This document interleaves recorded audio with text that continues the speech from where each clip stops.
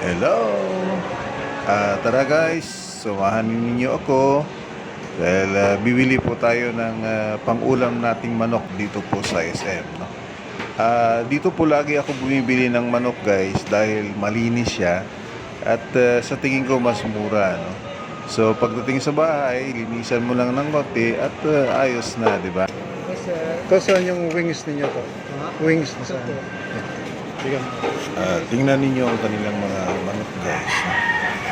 Malinis na siya, di ba? Wala ka na dapat na tanggalin pa, kundi malinis na talaga siya. Kaya gusto ko talagang bumili lagi dito sa SM. Kasi nga, wala siyang amoy.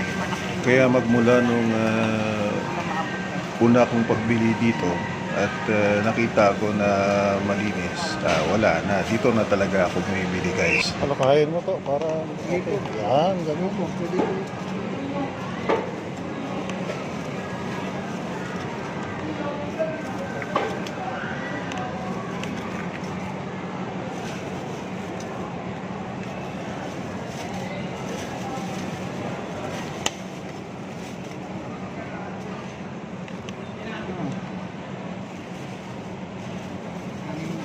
Minsan nagkakabili ako ng malalaki. Malalaki ang pata. Oo, malalaki yung cut. Siguro yung manok nila ngayon, maliliit. Yung leg mo ba to? Nasaan to? Anong leg? Ah. Long stick o ano? Pares na ba yung presyo? Iba po yan eh. Kasi, kuhan mo ngayon to, kung magkano ito. Ito pala, malalaki oh. 150 po sir. Ha? 150 po.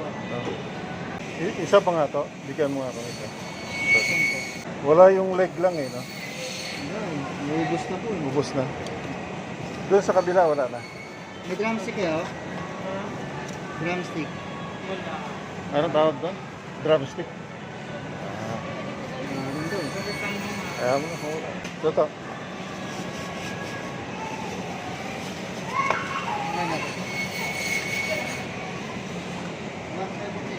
Okay.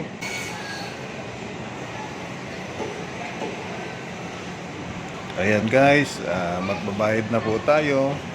At di ba mabilis lang. Marami kasing pagpipilian dito kaya napakabilis lang talaga bumili ng manok dito guys sa SM. So maraming salamat po sa panunod sa aking mga video. Sana i-like and share po ninyo ito guys. Maraming salamat po. Thank you.